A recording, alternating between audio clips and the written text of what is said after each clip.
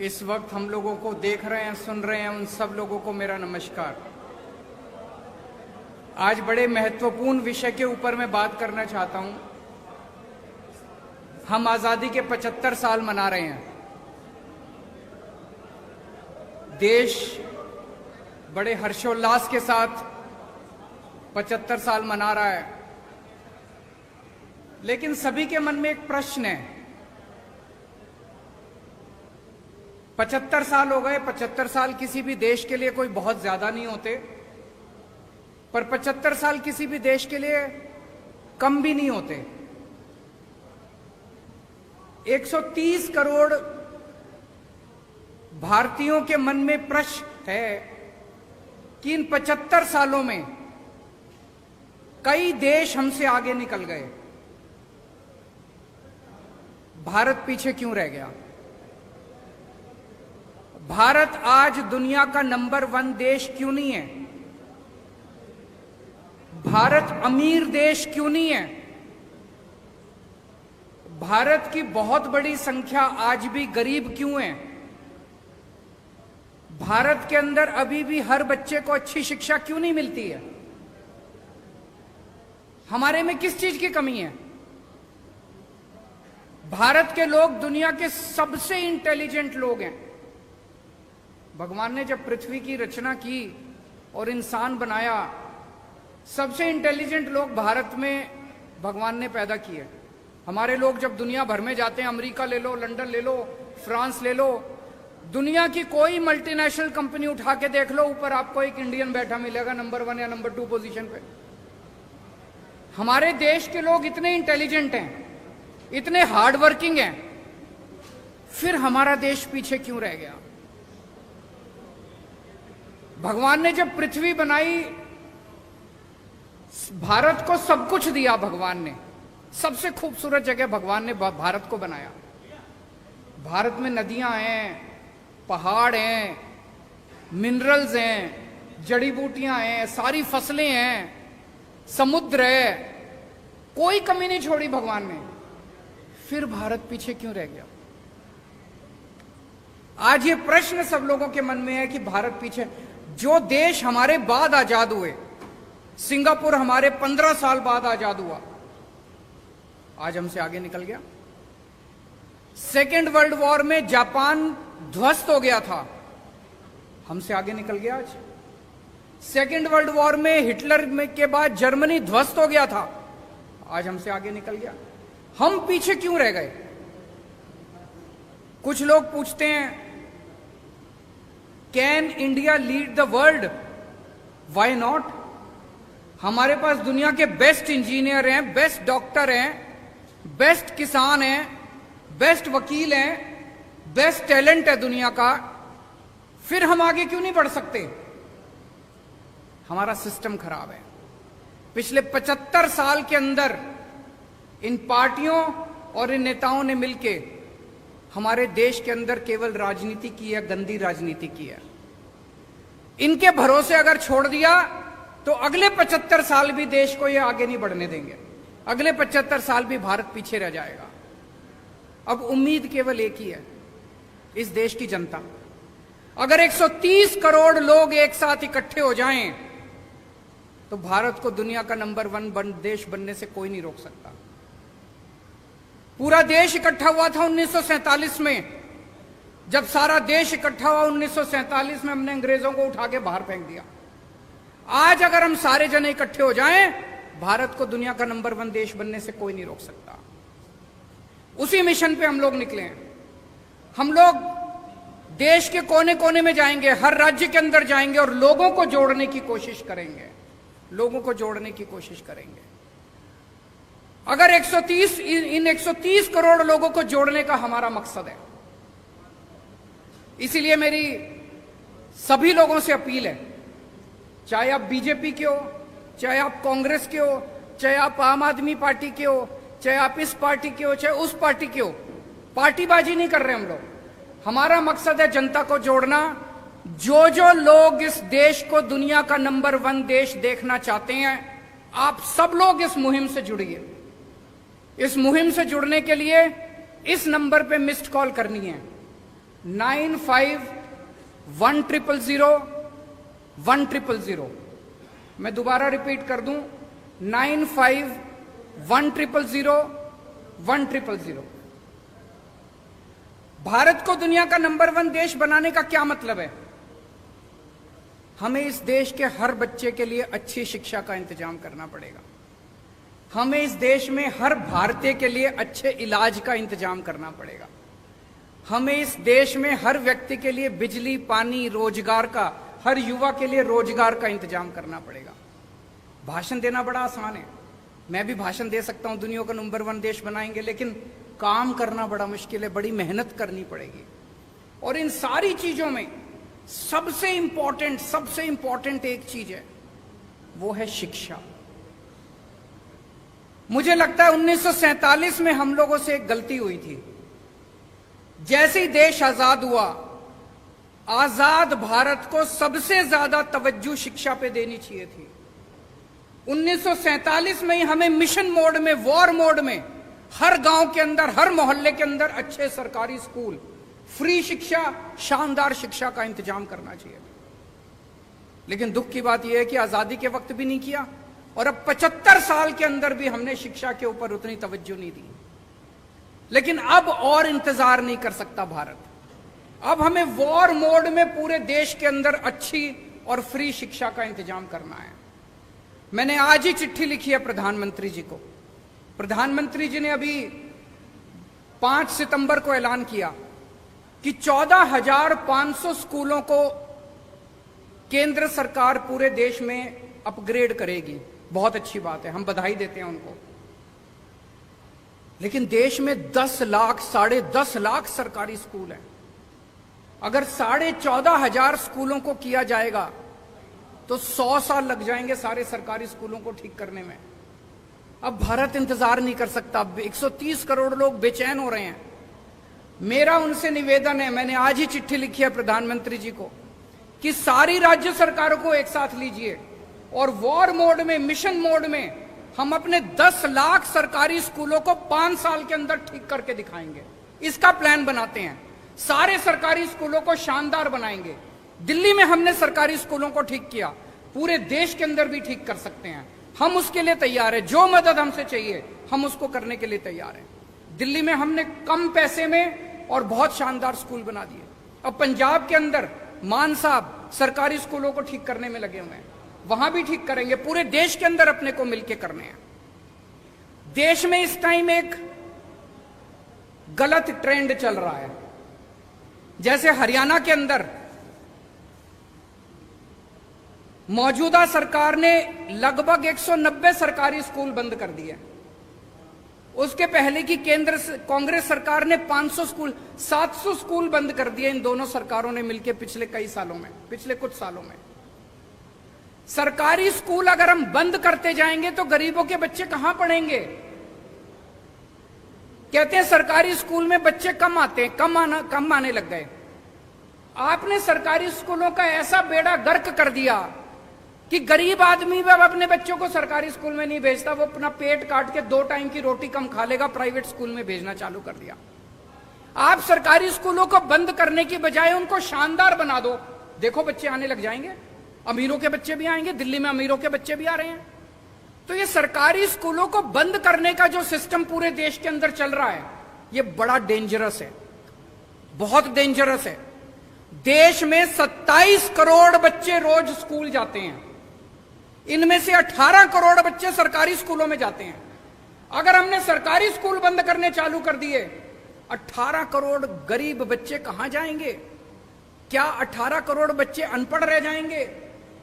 अगर 18 करोड़ बच्चे हमारे अनपढ़ रह गए तो देश कैसे तरक्की करेगा? इन 18 करोड़ बच्चे जो 10 लाख सरकारी स्कूलों में पढ़ते हैं, इनके लिए हमें शानदार शिक्षा का इंतजाम करना है। जब तक वो नहीं होगा तब तक बातें बड़ी बड़ी हो सकती है, लेकिन देश आगे नहीं बढ़ सकेगा। अगर आपके कुछ प्रश्न है तो आप बताइए।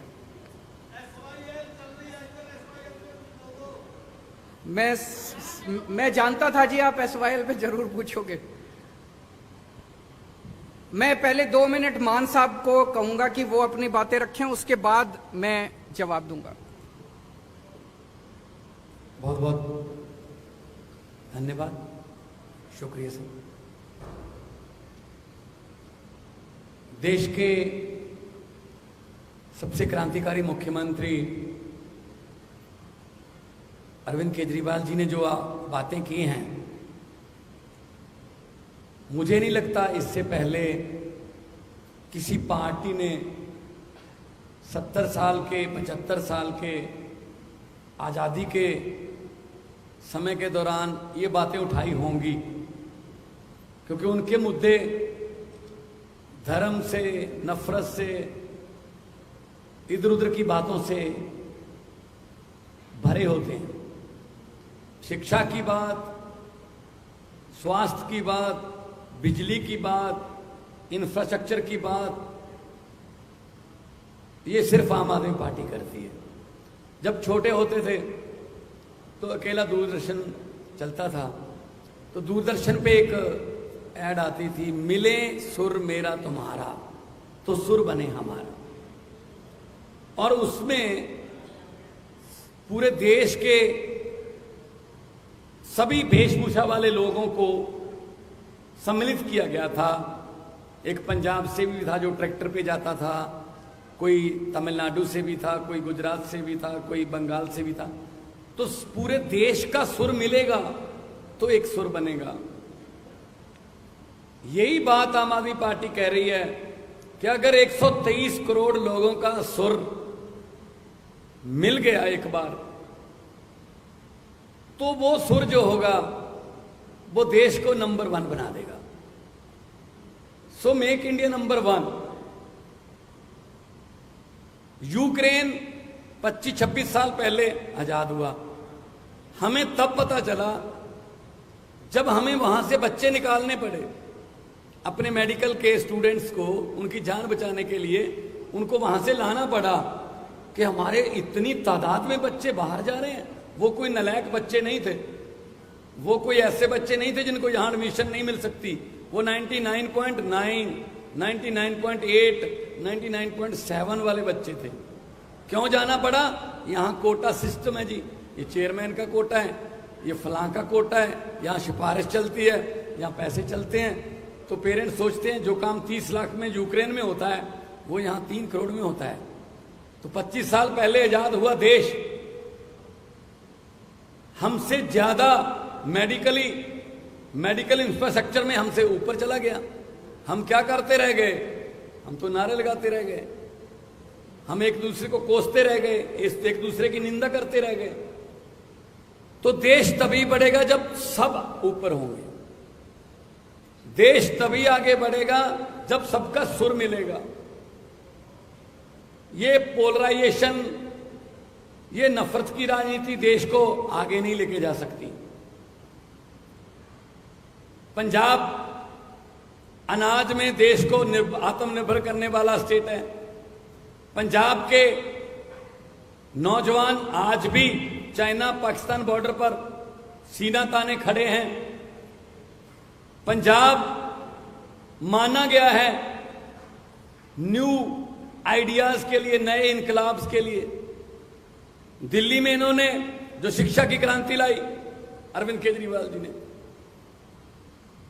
स्वास्थ्य में क्रांति लाई, मोहल्ला क्लिनिक, हमने 100 मोहल्ला क्लिनिक, अभी 6 महीने हुए नहीं है हमारी सरकार को बने हुए पंजाब में, 100 मोहल्ला क्लिनिक खुल गए। जून जुलाई से बिजली के बिल जो है 0 आने लगे। सेना में जो जवान फर्ज निभाते हुए अपनी जान कुर्बान करता है, 1 करोड़ रुपया उसको मिलता है। विधायकों को 1 बार की पेंशन ही मिलेगी। 1 बार विधायक बने तो बार-बार 5 बार विधायक बने तो बार-बार पेंशन नहीं मिलेगी, 1 बार मिलेगी। अभी हम आने वाले दिनों में ई गवर्नेंस ला रहे हैं। गिरदावरी रजिस्ट्री फर्द आपके लैपटॉप में, आरसी गाड़ियों की आपके लैपटॉप में, इंडस्ट्री के लिए सिंगल विंडो पहले भी सिंगल होती थी, इससे पहले वाली सरकारों में भी सिंगल विंडो होती थी, लेकिन हर अफसर की अपनी अपनी विंडो होती थी। इससे पहले जो भी इंडस्ट्री वाले आते थे वो पंजाब से एमओयू करने नहीं आते थे, वो एक परिवार से एमओयू करने आते थे। अब जब वो इंडस्ट्री वाले आते हैं तो पंजाब के साथ हस्ताक्षर करने आते हैं। पंजाब में बड़ी बड़ी कंपनियां आ रही हैं, नौजवान युवाओं को रोजगार मिलेगा। वही नौजवान जो आइलेट्स करके या कोई और तरीके से विदेश जा रहा है, ब्रेन ड्रेन हो रहा है, वो देश में रहेंगे। आपको एक हैरानीजनक बात बता देता हूं जो मुझे पिछले दिनों इन्वेस्ट पंजाब के एक सम्मेलन के दौरान पता चली। जोमैटो, आजकल उसके बिना हम खाना नहीं खाते, अगर वो देके जाएंगे तो ही खाएंगे। जोमैटो का जो चलाने वाला, जिसने जोमैटो शुरू किया, आइडिया किया, वो फरीदकोट से है। ओला का जो मालिक है वो सानेवाल से है। फ्लिपकार्ट पंजाबी का है। हमारे पास आइडियाज बहुत हैं, लेकिन उन आइडियाज को इंप्लीमेंट करने के लिए प्लेटफॉर्म चाहिए। तो वो प्लेटफॉर्म आम आदमी पार्टी दे रही है। आम आदमी पार्टी ऐसे प्लेटफॉर्म भी दे रही है कि छोटे छोटे घरों के नौजवान लड़के लड़कियों को एमएलए की और एमपी की टिकटें भी मिल रही हैं।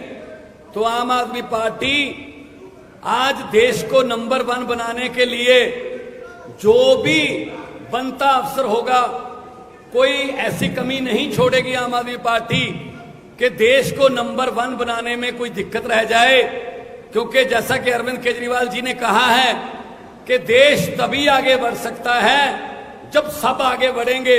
ऐसे बातें करने से या कोई भाषण देने से या जुमले सुनाने से देश आगे नहीं बढ़ेगा। देश इसलिए आगे बढ़ेगा कि जब आप सब लोग साथ दोगे और भारत में कोई कमी नहीं छोड़ी। जैसा कि अरविंद जी ने कहा, भगवान ने सब कुछ दिया है, बस सच्ची नीयत वाले लोग जो देश को चलाएं उनकी थोड़ी कमी है। अगर सच्ची नीयत वाली सरकार आ जाए तो सब कुछ हो सकता है। आम आदमी पार्टी के 6 महीने नहीं हुए पंजाब में बने हुए, अभी 6 महीने नहीं हुए। सच्ची नीयत है कि हमने 8736 अध्यापकों को पक्के कर दिया, जो पिछले कई सालों से अकाली दल और कांग्रेस की सरकारों से लाठियां खा रहे थे, पगड़ियां उतर रही थी, वाटर कैनन चल रहे थे। सच्ची नीयत है तो सब कुछ हो सकता है। तो मैं आप सबका इस बात के लिए आभारी हूं। आप बहुत ही शॉर्ट नोटिस पर हमारे पास पहुंचे हैं और आपका कोई सवाल हो तो उसके जवाब देने के लिए हम लोग यहां पे उपस्थित हैं।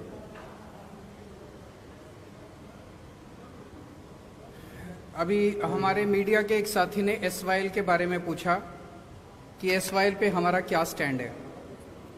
मैं आपसे पूछना चाहता हूं कि एसवाईएल पे पंजाब कांग्रेस का क्या स्टैंड है और हरियाणा कांग्रेस का क्या स्टैंड है।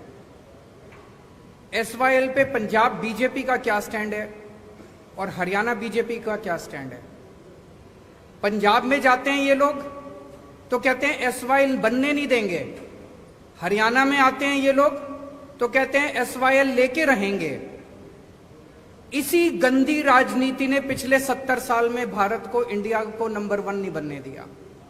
केवल और केवल गंदी राजनीति करते हैं। एसवाईएल बड़ा इंपॉर्टेंट मुद्दा है, पानी बड़ा इंपॉर्टेंट मुद्दा है। दोनों राज्यों में पानी की कमी है, हमें यह बात माननी पड़ेगी।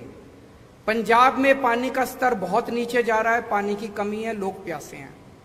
हरियाणा में पानी का स्तर बहुत नीचे जा रहा है, हरियाणा के अंदर पानी की कमी है, हरियाणा में लोग प्यासे हैं। पंजाब को भी पानी चाहिए, हरियाणा को भी पानी चाहिए। केंद्र सरकार की जिम्मेदारी है कि वो इंटरवीन करके हरियाणा के लिए भी पानी का इंतजाम करे और पंजाब के लिए भी पानी का इंतजाम करे। केंद्र सरकार का काम क्या है? केंद्र सरकार का काम यह नहीं है कि दोनों राज्यों को एक दूसरे से लड़ाए। अगर हम एक दूसरे से लड़ते रह गए तो भारत आगे कैसे बढ़ेगा?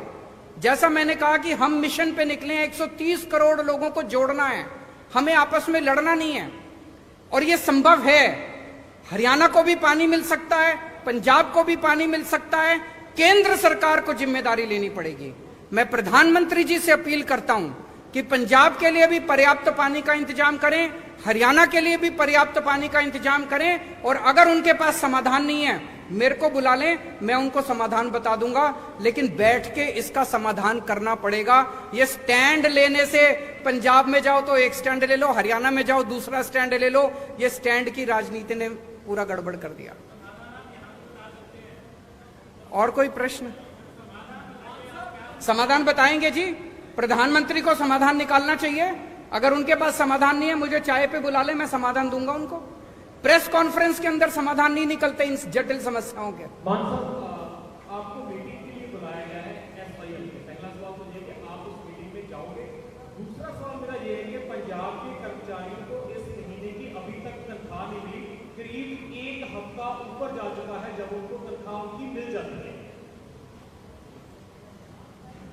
आपका पहला सवाल है, अगर हरियाणा के मुख्यमंत्री और पंजाब के मुख्यमंत्री की कोई मीटिंग केंद्र सरकार की, जो कहते हैं कि केंद्र सरकार ने कहा है कि दोनों मीटिंग कर लें, हम मिलने को तैयार हैं, मुझे मिलने में कोई हर्ज नहीं है।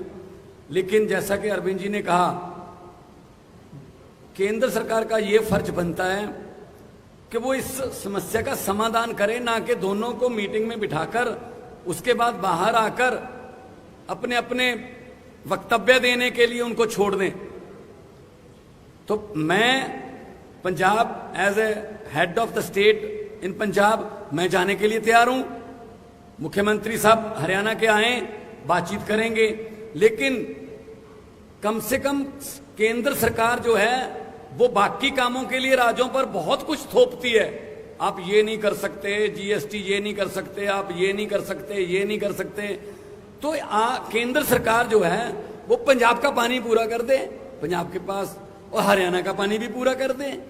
हरियाणा में भी जैसा कहा कि दोनों भाई हैं छोटे, हरियाणा छोटा भाई है, पंजाब बड़ा भाई है। तो हमें लड़ाने की बजाय वो समाधान निकालें। दूसरा, आज शाम तक वो जो हमारे एम्प्लॉइज की कुछ तनख्वाह रहती है वो मिल जाएगी, क्योंकि हमने पॉजिटिव राजनीति की है। हमने मुलाजिम पक्के किए, हमने भर्ती की, और हमने शुगर केन वाले जो गन्ना मुलाजिम थे पिछले कई सालों से धरने दे रहे थे, उनके पैसे भी आज ही जा रहे हैं। 94.98 करोड़ आज ही जा रहे हैं। आज शाम को तनख्वाह भी मिलेगी। हमने खजाने में जितने भी पैसे आते हैं हमने लोगों के लिए खोल रखे हैं। हम कर्जा भी नहीं लेते, लेकिन लोगों को हम कोई कमी भी नहीं छोड़ेंगे। और इस बार 23% जीएसटी की कलेक्शन बढ़ी है, और जितना टैक्स आएगा हम इंफ्रास्ट्रक्चर के रूप में, हम स्कूलों के रूप में, सस्ती बिजली के रूप में, हम सड़कों के रूप में, अच्छे स्कूलों के रूप में, मोहल्ला क्लिनिक के रूप में लोगों पर ही खर्च करेंगे।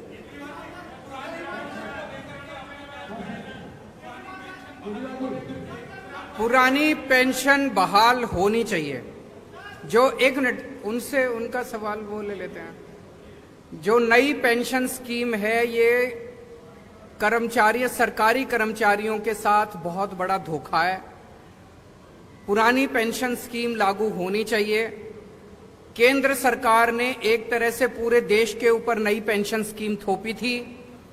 मैं आज इस मंच के माध्यम से केंद्र सरकार से अपील करना चाहता हूं कि सारे जितने उसके बाद एम्प्लॉयज रिक्रूट हुए जो कि नए पेंशन स्कीम से अफेक्टेड हैं, वो सारे बहुत ज्यादा दुखी हैं और बहुत गुस्से में हैं।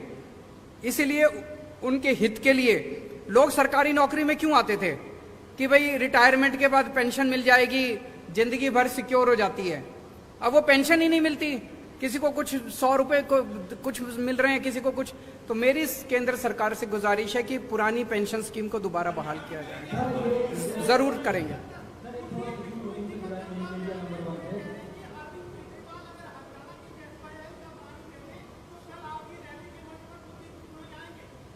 कुलदीप बिश्नोई की जरूरत ही नहीं हमको। कुलदीप बिश्नोई वहीं रहे, वो किस लिए? आप एक चीज बताओ, मैं आपसे पूछना चाहता हूं। अभी तक वो कांग्रेस में थे, अब वो बीजेपी में चले गए। अपनी पार्टी को पहली एमएलए थे, अब भी एमएलए का चुनाव लड़ेंगे, तो क्यों गए हैं? उनके ऊपर इतने सारे केस थे, इतने सारे केस थे, तो वो अपने केस रफा दफा कराने के लिए गए हैं। तो वो जनता से वोट किस लिए मांग रहे हैं? अब वो इसलिए नहीं मांग रहे कि मैं तुम्हारा कुछ भला करूंगा, भला तो पहले कर देते, अभी भी कांग्रेस में ही थे, एमएलए ही थे। वो जनता से कह रहे हैं मेरे को वोट दो ताकि मैं अपने सारे केस रफा दफा करा लूं। तो कुलदीप बिश्नोई जहां हैं वहीं रहे, उनकी हमें जरूरत नहीं है।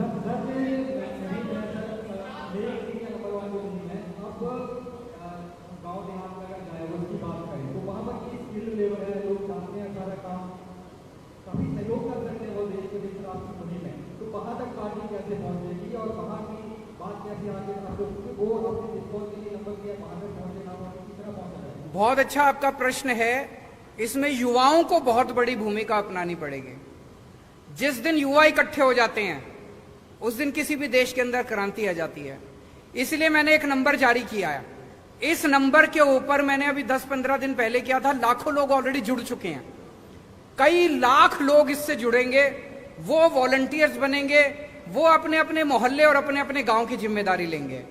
जब पूरा देश इकट्ठा हो जाएगा तो ये 130 करोड़ लोगों की ताकत बनेगी। जब 130 करोड़ लोग कहेंगे कि हमारे जो स्कूल खोलो, किसी सरकार की हिम्मत नहीं है जो स्कूल ना खोले। इनको अपनी अभी 75 साल में केवल गंदी राजनीति हुई है, काम नहीं हुए। अब काम करने पड़ेंगे। जिस दिन देश के लोग इकट्ठे हो गए, खड़े हो गए, लोगों को काम करने पड़ेंगे। Thank you so much.